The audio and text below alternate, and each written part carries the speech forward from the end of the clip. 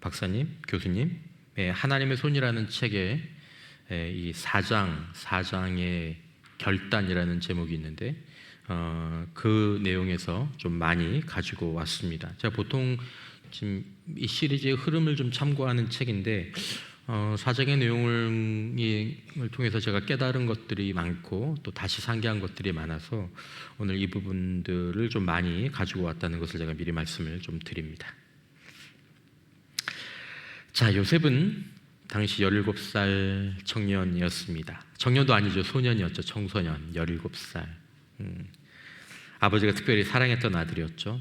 특별한 신분을 나타내는 채색 옷을 입고 다니던 소년, 이 소년에게 상상도 하기 어려운 일이 벌어집니다. 자기와 피를 나눈 형들이 아이를 빈 구덩이에 던지고 지나가던 노예 상인들에게 당시의 노예 시세였던 은 20개에 이렇게 팔아버리죠. 아버지의 가장 사랑받는 정말 엄친아 부잣집 막내 아들, 완전 막내는 아니지만 그가 하루아침에 은 20개짜리 노예가 됩니다. 이게 이제 여기까지가 37장 이야기고 38장에 유다의 이야기가 나오고 그리고 오늘 읽으신 39장으로 요셉의 이야기가 이어집니다. 오늘 본문 1절에 보면 요셉이 이끌려 애굽에 내려가매라고 이렇게 나옵니다. 자, 요셉이 이끌려 애굽에 내려갔다.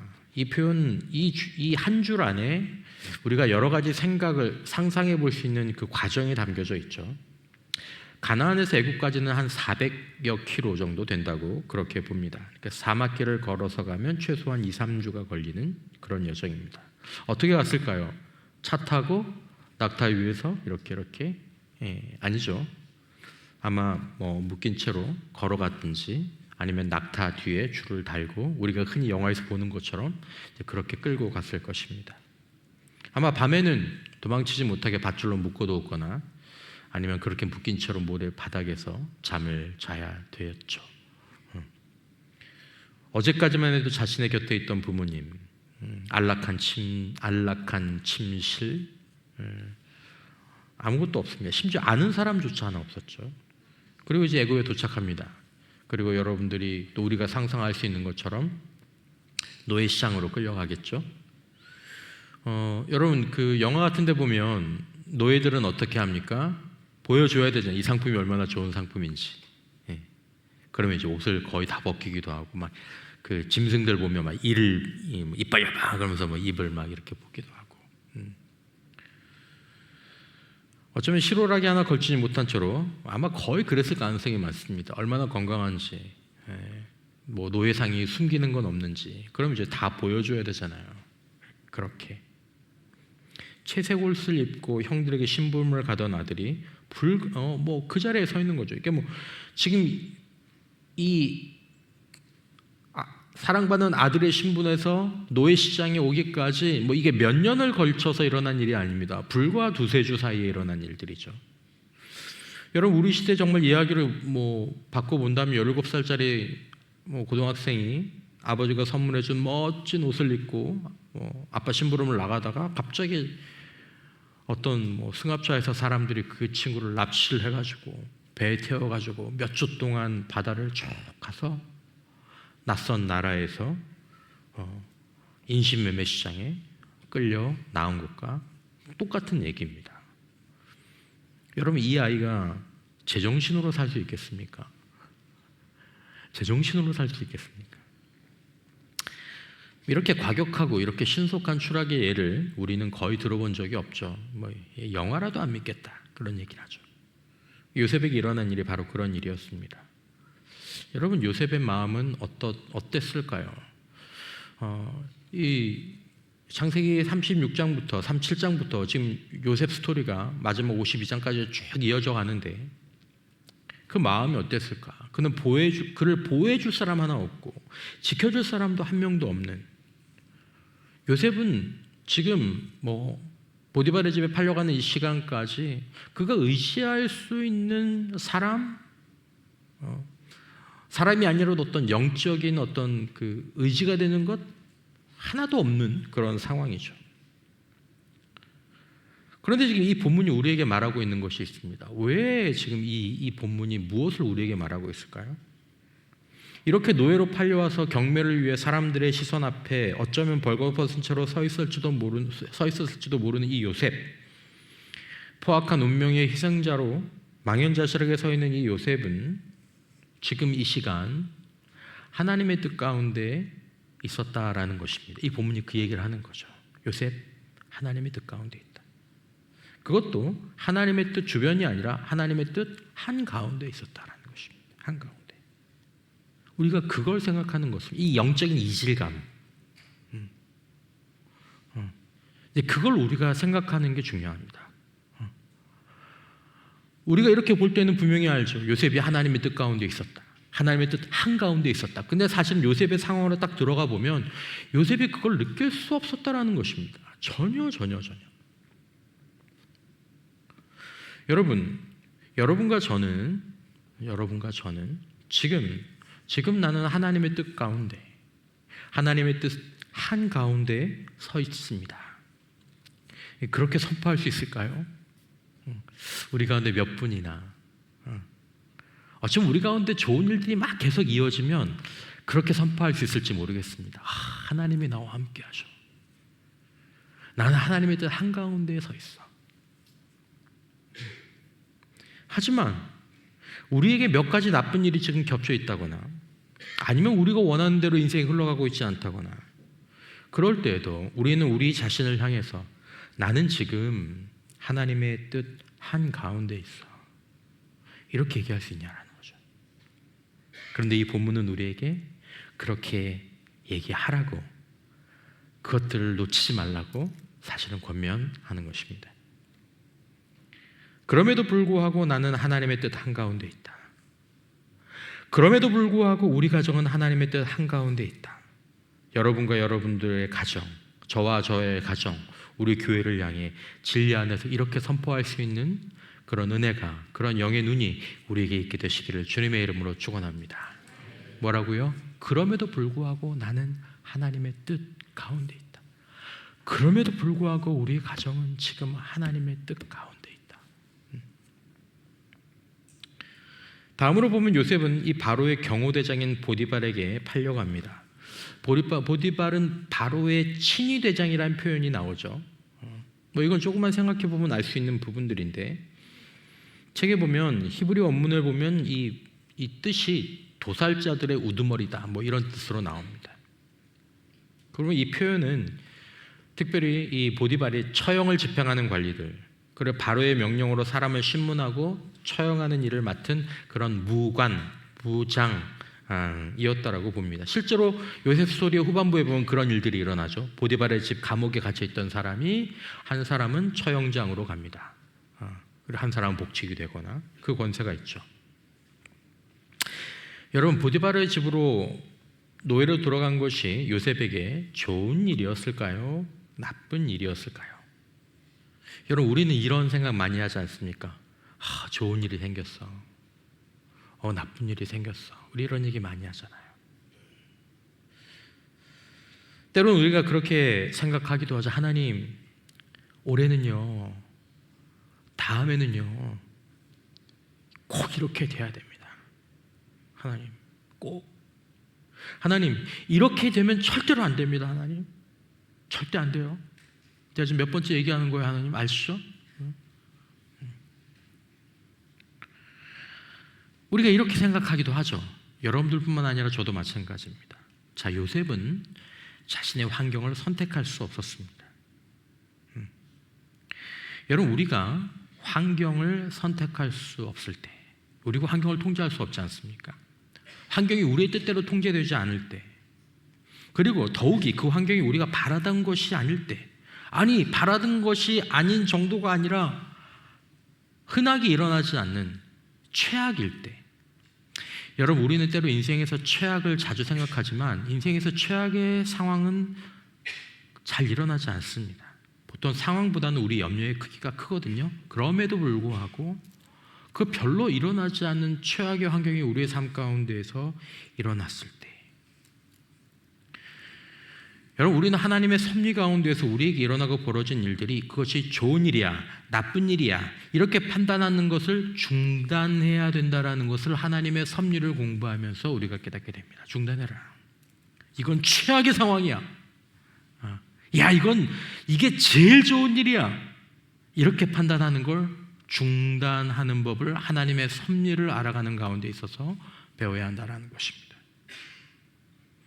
여러분, 우리가 알아야 될 성경의 사실 요셉 스토리뿐만 아니라 성경 전체 여러 스토리들 가운데서 우리가 알아야 될 굉장히 중요한 교훈은 무엇이냐면, 우리가 사실은 로마서 8장 말씀을 가지고 지금 이 본문을 끌고 가고 있는데, 모든 것이 합력해서 선을 이루시는 하나님의 섭리는 우리의 환경이 아니라 우리의 태도에 영향을 받는다는 것을 알아야 한다는 것입니다. 알리스터 박사님이 그 얘기를 한 건 아니지만, 이건 제가 드리는 말씀이지만, 여러분, 하나님의 섭리는 우리의 환경이 아니라 우리의 태도에 영향을 받는다는 것을 꼭 기억해야 된다는 것입니다. 혹 우리의 환경이 우리의 생각하는 방식대로는 최악이라고 하더라도 하나님의 섭리는 실패하지 않고, 무엇만 바르다면, 우리의 태도만 건강하다면 하나님의 섭리는 절대로 실패하지 않는다라는 것입니다. 하나님의 섭리가 어떻게 드러날 것인가? 오늘 이 사건으로 지금 이 시기에 전진할 것인가 아니면 미뤄질 것인지, 그걸 결정하는 것은 환경이 아니라 우리의 태도라는 것을 요셉 본문에서, 그리고 더 넓게는 성경을 통해서 보아야 한다는 것입니다. 그 알리스터 백은 이 책 이 4장에서 한 구절에서 이렇게 썼습니다. 요셉은 이 상황에서는 환경으로부터 보호받은 것이 아니라 환경 속에서 보호받았다라고 얘기하고 있습니다. 이거 굉장히 중요한 표현입니다. 여러분, 우리는 때로 기도하죠. 저도 그렇게 기도합니다. 하나님, 저 구덩이에 던져지지 않게 해주세요. 우리 가정 구덩이에 던져지지 않게 해주세요. 하나님, 내가 노예로 팔리지 않게 해주세요. 하나님, 우리 집이 노예로 팔지 않게 해주세요. 하나님, 사람들을 신문하고 처형하는 보들보 같은 주인 만나지 않게 해주세요. 우리는 하나님의 보호하심은 이런 기도를 들어주시는 것이 하나님이 우리를 보호하시는 것이라고 생각합니다. 이건 환경으로부터 우리를 보호해 주는 것이죠. 이것도 하나님의 손길이 하나입니다. 그러나 지금 또 다른 하나님의 보호하심이 하나 있는데, 그것은 하나님은 요셉을 구덩이에서 노예로 팔려가는 길에서 보디발이 종이 되는 환경에서 보호하신 것이 아니라 그 환경 속에서 보호해 주셨습니다. 여러분, 우리의 삶 가운데서 하나님은 때로 우리를 환경으로부터 보호해 주시기도 하지만 우리를 환경 속에서 보호해 주시는 은혜가 우리와 함께함을 기억해야 될 줄 믿습니다. 이 두 가지를 기억해야 하는 것입니다. 여러분, 본문 2절에 이렇게 나오죠. 여호와께서 요셉과 뭐 하심으로? 함께 하심으로. 여러분, 여러분과 저의 삶 가운데에서 하나님이 함께 하십니까? 어떻게 하세요?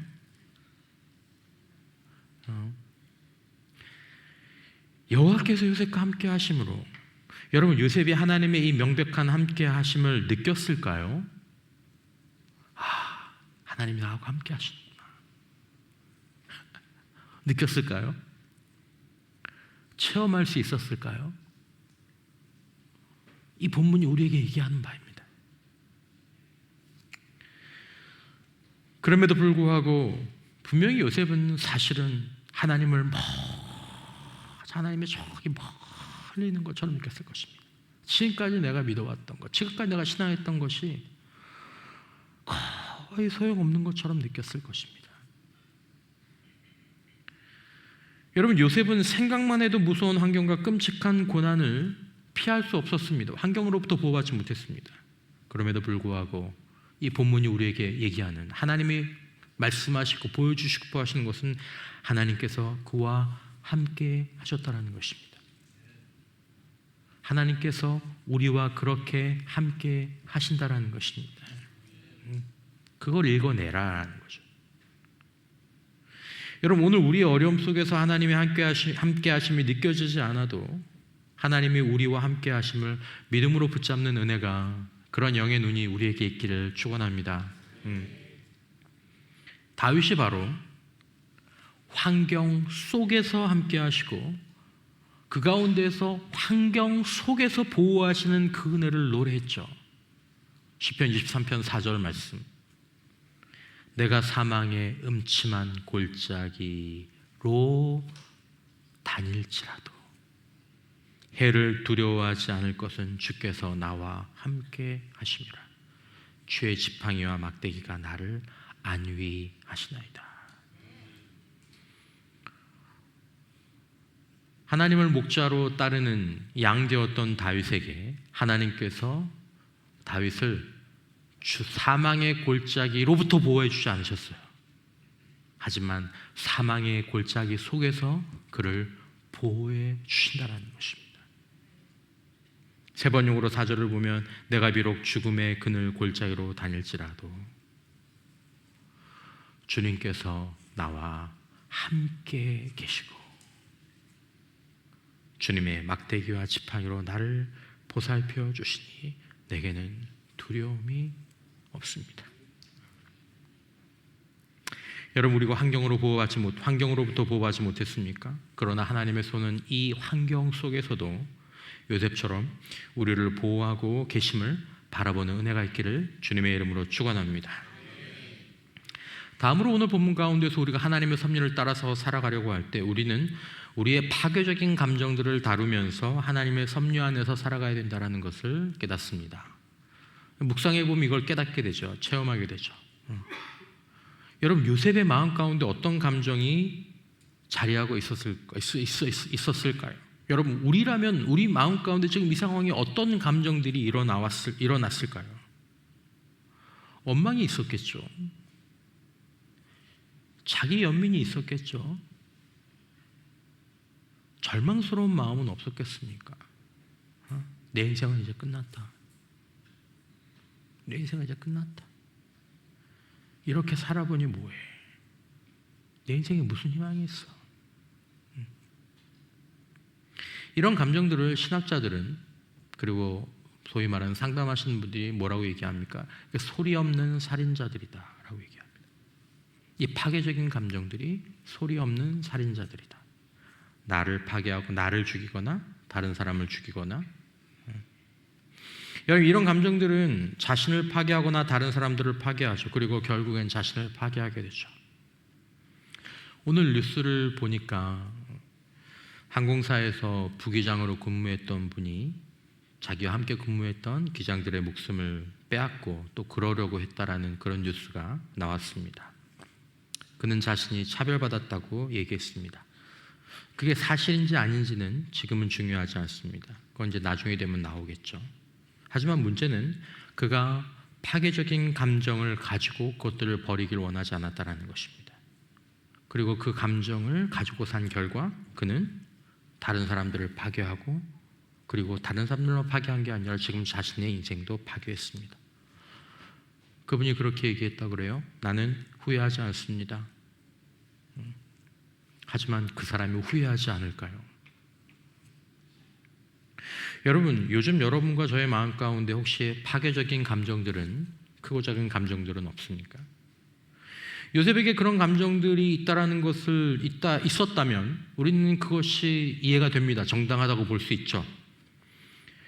혹시라도 요셉이 그런 감정들 때문에 본인 스스로가 무너졌다라든지 내 인생은 이제 끝이야, 난 이제 희망이 없어, 아니면 요셉이 그런 감정들 때문에 형들이나 혹시 누군가를 해쳤다고 하더라도 아마 사람들은 안타까워하면서 그래, 안 미치는 게 이상하지, 그렇게 얘기를 했겠죠.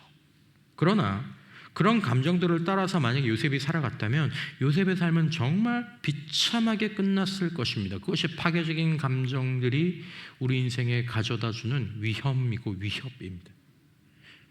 여러분, 우리는 때때로 우리가 겪게 되는 이런 파괴적인 감정들을 어떻게 다루어야 할까요?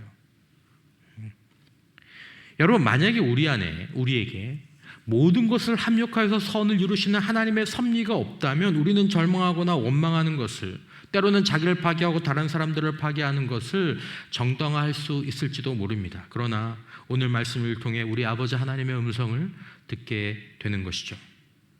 무슨 말씀입니까? 억울하지, 힘들지. 분노가 치밀어 오르지. 하지만 네가 그것들을 따라가지 않는다면, 지금도 네가 나의 뜻 한가운데 있다는 사실을 신뢰한다면 너는 모든 것이 합력하여 선을 이루는 이 사건의 결말, 인생의 결말을 보게 될 것이라고 말씀하고 계시는 것입니다.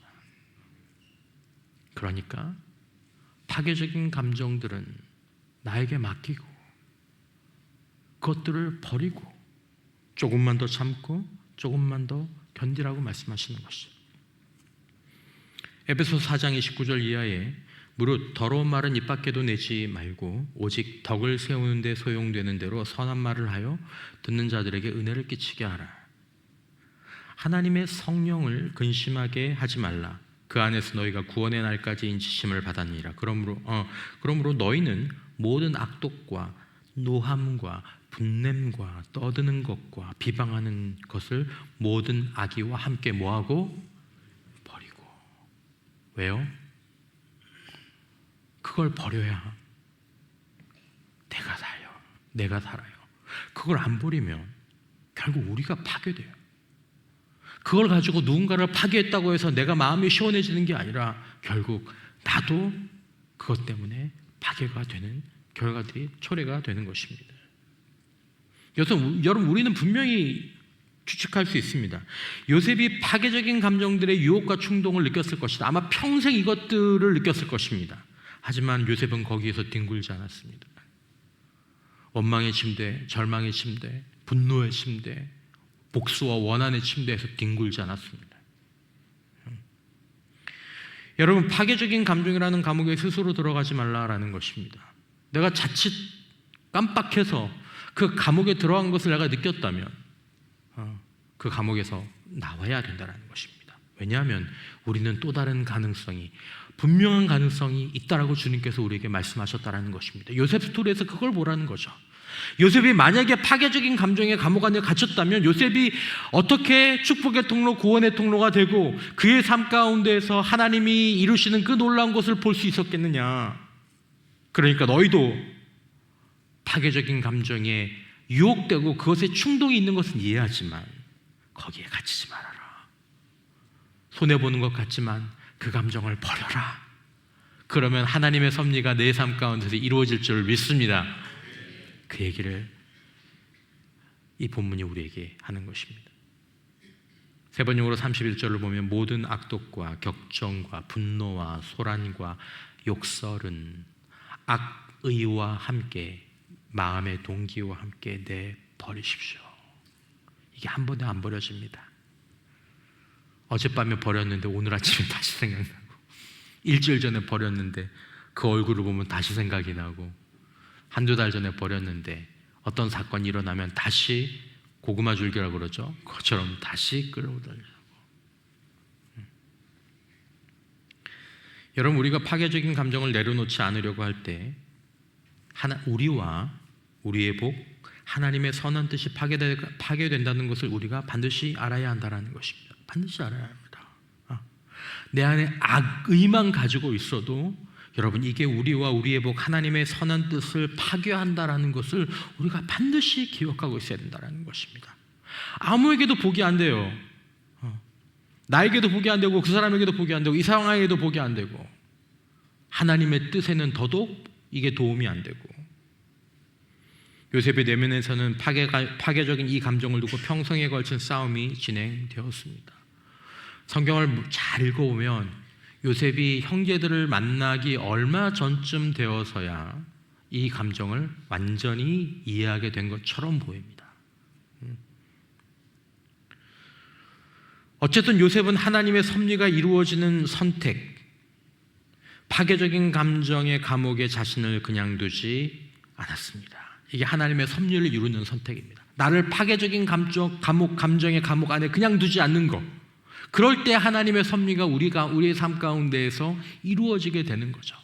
여러분, 오늘 이 밤에 우리 마음 가운데 있는 어떤 파괴적인 감정도 우리를 향한 하나님의 그 놀라운 섭리를 위하여 십자가에 나와 함께 죽는 은혜가 있기를 주님의 이름으로 축원합니다. 버리는 역사가 있기를 주님의 이름으로 축원합니다.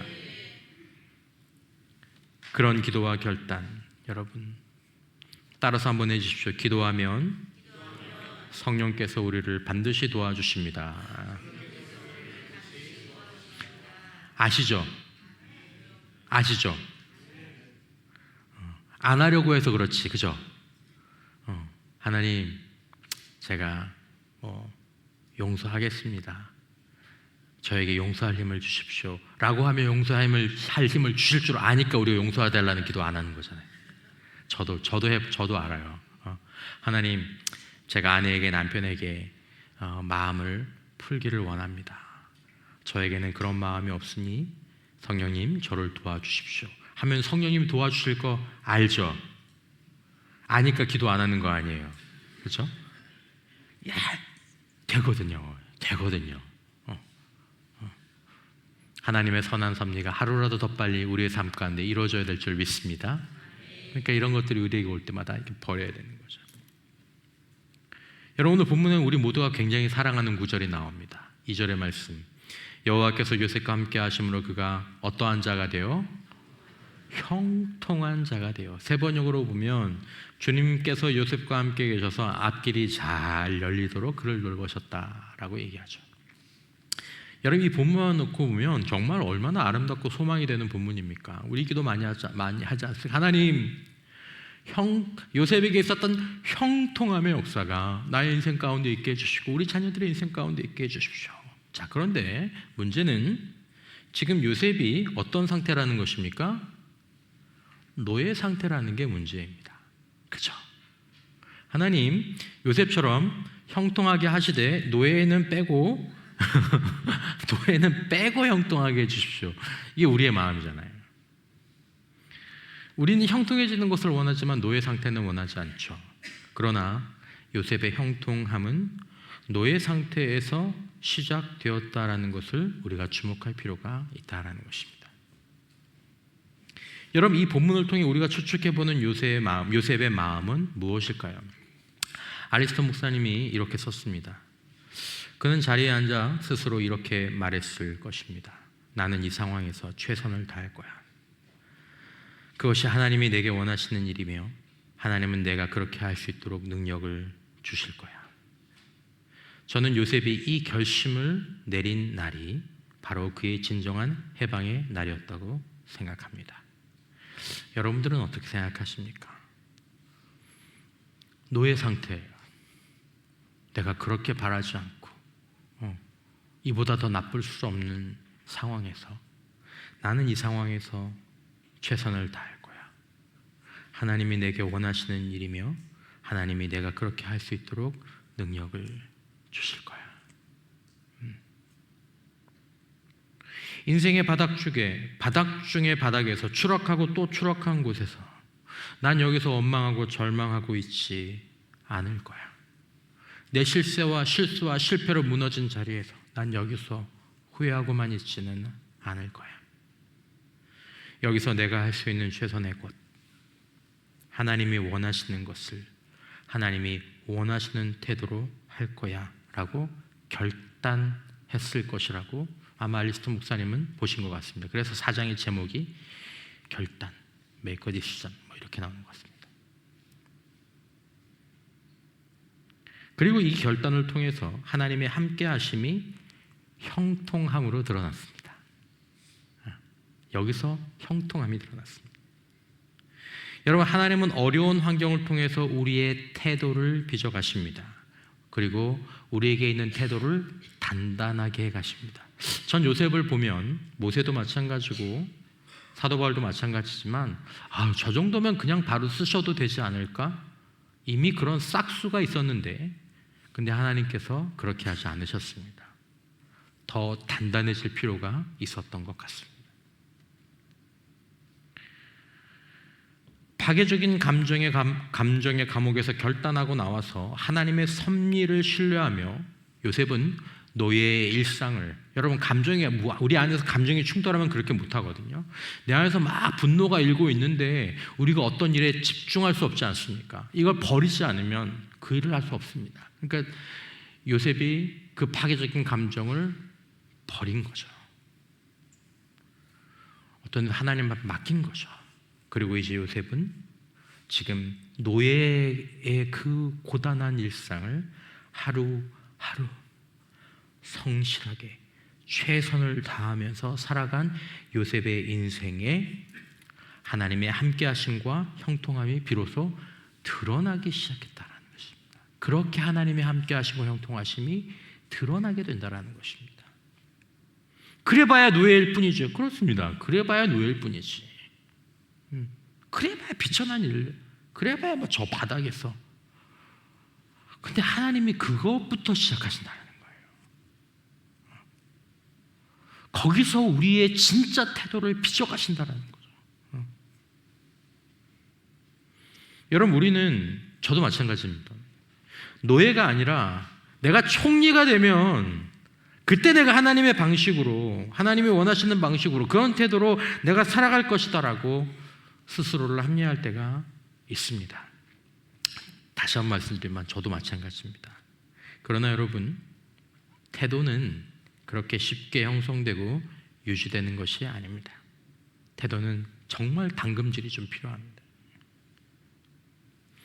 겸손함, 성실함, 책임감, 정직함, 노예 생활 속에서부터 그 빛이 보이기 시작하고, 그것이 이 정도면 될 것 같은데도 그렇게 하지 않으시고 시간과 사건들의 연단 속에서 더 단단해지고 깊어지게 하는 것이 하나님의 연단입니다. 여러분, 하나님의 함께하심과 하나님의 형통함을 누리는 길은 결코 비밀이 아닙니다. 이 책에도 나오지만 우리 대부분에게 세상을 변화시킬 진짜 기회는 하나님이 우리를 두신 그곳에서 가장 성실하고 순전적이며 신뢰할 수 있고 부지런한 일꾼이 되기로 결심할 때 찾아옵니다. 여기도 이렇게 결심이라는 표현이 나옵니다. 우리가 세상을 변화시킬 진짜 기회는 하나님이 우리를 두신 그곳에서, 우리는 이렇게 표현하지만 우리가 원하지 않았던 환경이 닥쳐온 통제할 수 없는 환경 가운데에서 거기서 가장 성실하고 순종적이고 신뢰할 수 있고 부지런한 일꾼이 되기로 결심할 때 하나님 도와주세요. 하나님 이렇게 할 수 있도록 도와주세요. 그때 찾아온다라는 것입니다. 요셉의 하는 일의 결과가 다른 노예들과 달랐습니다. 결과만 달랐을까요? 결과가 다른. 요셉 똑같이 막 얼렁뚱땅 이거 시간만 맞추고 볼 때는 뭐 열심히 하고 안 볼 때는 저렇게 하고 하는데, 야, 얘는 결과가 다르네. 그랬을까요? 본문의 뉘앙스는 그렇지 않습니다. 요셉의 일을 하는 태도가 다른 노예들과 달랐습니다. 일을 하는 태도가 똑같은 노예인데 다른 노예. 똑같은 담임 목사인데 다른 담임 목사. 똑같은 사역자인데 다른 사역자. 보통은 저렇게 안 하는데, 왜 저 사람은, 왜 저 노예는, 왜 저 직원은, 왜 저 학생은. 여러분, 우리는 열매가 없을 때, 그리고 사람들이 알아주지 않을 때에도, 보수가 부족할 때에도, 우리가 매일매일 마주하는 이 단조롭고 고단한 일상 속에서 이것이 주님의 일인 것처럼 주님께 하라는 말씀을 우리가 이미 받았죠. 이미 가지고 있습니다.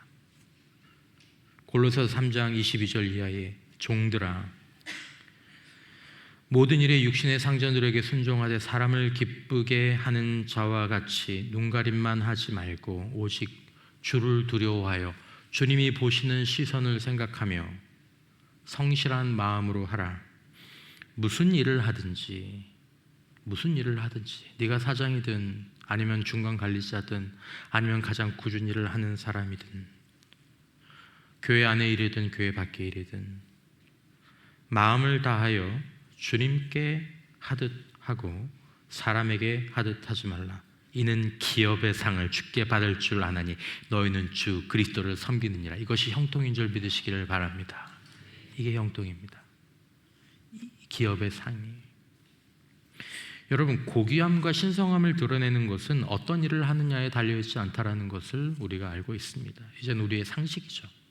고귀하고 신성한 것은 일에 달려있는 게 아니다. 어떤 태도로, 어떤 자세로, 어떤 마음으로 하느냐에 따라서 우리를 곁에서 오랫동안 보아온 사람들은 그가 불신자이건 신자이건 우리와 함께 하시는 하나님의 임재를 느끼고 일의 결과가 다른 것들을 보게 되는 것이죠. 태도도 다른데 결과도 다르네. 심은 대로 거두는 거죠. 본문 3절 5절 그의 주인이 여호와께서 그와 함께 하심을 보며 또 여호와께서 그의 범사에 형통하게 하심을 보았더라. 5절 그가 요셉에게 자기의 집과 그의 모든 소유를 주관하게 한 때부터 여호와께서 요셉을 위하여 그 애굽 사람의 집에 복을 내리심으로 여호와의 복이 그의 집과 밭에 있는 모든 소유에 미친지라. 여러분, 요셉이 어떻게 일했을 것 같습니까? 똑같이 좋은 예 손 놓고 설렁설렁 그렇게 다니는데 이렇게 된 것 같습니까? 아닙니다. 본문은 그렇게 우리에게 암시하고 있지 않습니다. 나중에 총리가 됐어도 마찬가지죠.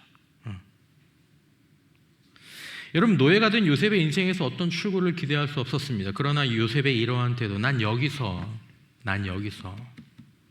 우리 찬양자 부르신 이곳에서 하나님이 원하시고 바라시는 그런 태도로 그런 일을 할 거야. 그런 결심과 실천이 요셉의 인생을 향한 감춰진 하나님의 섭리를 드러내는 다음 단계로 이끌어 갔습니다. 억울하고 불공평한 대우를 받았을 때 우리는 시정을 호소해야 합니다. 어떤 조치들을 분명히 취해야 합니다. 그건 이제 지혜와 분별의 영역이죠. 자, 그러나 그것만 가지고 하나님의 섭리가 우리 안에 이루어지지 않는다는 것입니다. 가장 결정적이고 중요한 요소, 내 인생 가운데에서 하나님의 섭리가 이루어지는 가장 결정적인 요소, 비천한 노예의 삶을 그냥 국무총리가 된 것이 아니라 결국 예수의 형상을 예표하는 구원자가 되게 하는 그 삶으로 바꾼 이 영적인 연금술 있잖아요. 영적인 연금술. 그의 비결은 항의가 아니라, 고소가 아니라, 보복이 아니라 다른 것이었죠. 여러분들 기독교 신앙서적을 읽다 보면 17세기 영국의 신학자이고 또 목사였던 조지 허버트의 시들이 가끔 나옵니다.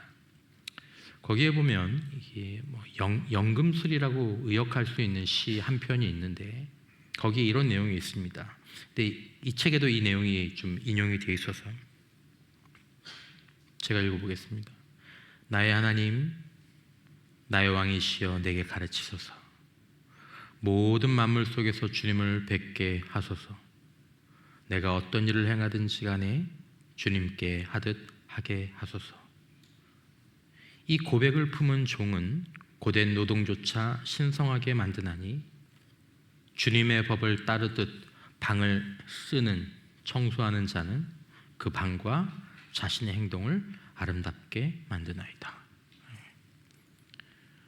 하나님의 섭리의 연금술이 바로 이 인생의 이 고단한 일상, 어쩌면 억울하고 불공평하고 불공정한 그 일상을 다루는 태도에서 시작된다는 영적인 통찰이 여기 담겨 있는 것입니다. 오늘 살펴볼 마지막 교훈은 요셉의 승진에 대한 것입니다. 요셉이 승진하죠. 4절과 6절 요셉이 그의 주인에게 은혜를 입어 섬김에 그가 요셉을 가정 총무로 삼고 자기의 소유를 다 그의 손에 위탁하니 주인이 그의 소유를 다 요셉의 손에 위탁하고 자기가 먹는 음식 외에는 간섭하지 아니하였더라. 요셉은 용모가 회원하고 아름다웠더라. 실질적인 가정의 모든 권세, 다른 노예들을 다스릴 모든 권세를 요셉이 얻게 됩니다. 흔히 있는 스토리입니다. 흔히 있는. 국무총리로서 요셉이 모든 그 나라를 다스리게 되는 그 비전이 노예로 있던 때에 이미 거기서부터 보이는 거죠. 그러니까 이게 굉장히 좀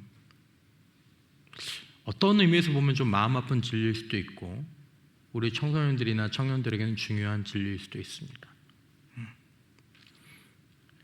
지금 우리는 사실은 미래를 보여주고 있는 삶을 살고 있는 것입니다. 여기서 우리의 태도가 바뀌고 여기서 우리의 자세가 바뀌면, 그리고 거기서 하나님께서 어떤 형통함과 함께 하심을 보여주시면 그것이 단지 노예의 삶에서 끝나는 것이 아니라 우리 인생의 10년 후, 20년 후, 30년 후 교회와 직장에서 그것이 열매로 다시 한번 재생되게 된다는 것입니다. 그때 가서 잘하지, 그건 없습니다. 그건 없습니다. 지금 여기서. 여러분, 하나님을 모르고 부인하는 보디발에게 요셉은 믿을 만한 사람이었습니다. 곁에 두고 싶은 사람이었습니다. 우리는 어떤 사람일까요? 믿을 만한 사람, 곁에 두고 싶은 사람. 태도와 결과가 모든 훌륭한 사람이었습니다. 그러므로 보디발은 요셉을 승진시키죠. 요셉이 어떤 상황에서든지 어떤 환경에서든지 주님을 기억하고 죽게 하듯 할 수 있는지, 이것이 문제였을 뿐입니다. 요셉의 상황이 문제가 아니었어요. 요셉의 환경이 문제가 아니었어요. 요셉이 어떤 환경에서든지 주님을 기억하고 죽게 하듯 할 수 있는지가 문제였습니다. 죄송하지만 교회 사이즈도 문제가 아니었어요. 맡겨진 역량도 그게 문제가 아니었어요.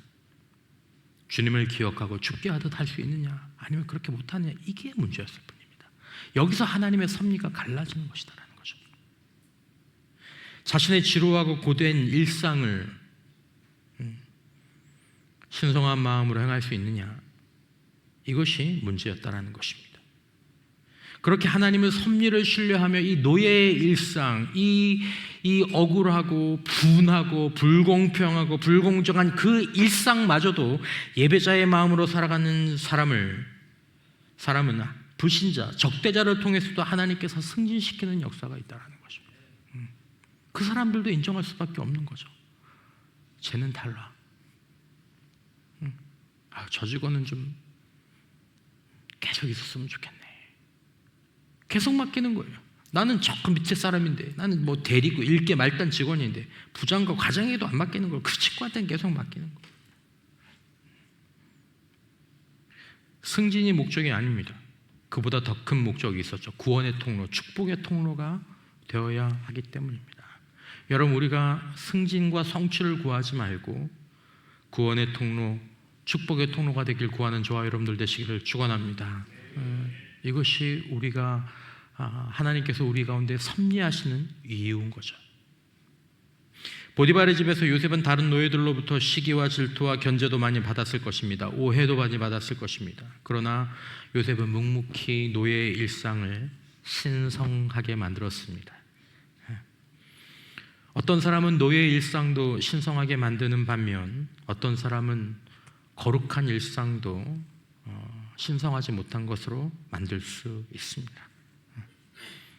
사랑하는 성도 여러분, 저도 마찬가지로 사역자의 일상, 그리고 뭐 회사에 다니시는 분들, 아니면 직장생활 하시는 분들, 사업체를 운영하시는 분들, 아니면 학교를 다니시는 분들, 여러분, 우리의 삶 가운데에서 요셉처럼 살아가기라는 교훈을 얻었으면 좋겠습니다. 설교를 준비하면서 마지막에 이 단어가 떠올랐습니다. 요셉처럼 살아가기, 요셉처럼 사역하기. 억울해도, 늦는 것 같아도, 세상이 몰라주고 남이 몰라주는 것 같아도 함께 하셔서 형통하게 하시고 합력하여 선을 이루시는 하나님의 섭리는 바로 요셉처럼 살아가고 요셉의 삶 가운데서 예표된 예수님처럼 살아가는 것을 통해서 드러나게 되는 줄 믿습니다. 요셉의 승진은 마냥 좋은 것은 아니었습니다. 승진과 성공, 성취와 부흥이 우리의 목적이 될 수 없다는 것을 기억할 필요가 있습니다. 왜냐하면 때로는 우리는 그것만 이루면 다 될 것이라고 믿는 그런 경우가 있기 때문입니다. 책에 이런 구절이 있었습니다. 모든 사람은 사다리 다음 칸이 더 좋은 곳이라고 생각합니다. 그렇죠? 참 좋은 표현이죠. 여기 한 칸만 올라가면 여긴 좋은 게 있겠지. 하지만 승진 후에, 성취 후에 뭐가 기다리고 있던가요? 뭐 교회의 큰 부흥 이후에 여러분 뭐가 기다리고 있을 것 같습니까? 다른 불만, 다른 어려움, 심각한 유혹, 시험이 오히려 그 뒤에 놓여 있을 때가 많이 있습니다. 여러분, 우리를 아름답고 지혜롭게 만드는 것은 사실은 승진이 아니라 슬픔일 때가 많다는 것이 지혜자들이 우리들에게 주는 교훈입니다. 하지만 우리가 하나님의 섭리 안에서 승진, 성취 이런 진보를 이루게 될 때 그것이 우리에게 독이 되지 않기를 주님의 이름으로 축원합니다. 가끔 우리가 직분을 받은 후에, 우리 다음 주 임직식이 있는데 직분을 받은 후에 아니면 하나님의 뜻을 받아서 사역자가 된 후에 성품이 변질되고 무너지는 사람들을 종종 볼 때가 있습니다. 하지만 우리는 더욱 겸손하게, 더 성실하게 주어진 자리에서 실성한이 아니로 신성한 일상을 교회 안과 밖에서 살아가야 할 줄 믿습니다. 여러분, 우리의 남은 삶 가운데 그럼에도 불구하고 우리가 하나님의 뜻 한가운데 있다는 사실을 기억하기를 축원합니다. 파괴적인 감정의 감옥에 빠지지 않고 거기서 문을 열고 나오기를 축원합니다. 요셉처럼 살아가기를 기억하는 저와 여러분 되시기를 축원합니다. 승진으로 변질되지 않고 신성한 일상을 살아가는 저와 여러분들이 되심으로 말미암아 결코 실패하지 않으시는 하나님의 섭리로 인해서 우리가 어디에 있든 하나님 이 믿음 안에서 우리의 고되고 단조로운 일상이라고 할지라도 주님을 향한 일상의 예배로 만들며 하나님의 함께 하심과 형통하심 안에서 하나님의 섭리의 길을 걸어가는 저와 여러분들 모두가 꼭 되시기를 주님의 이름으로 축원합니다.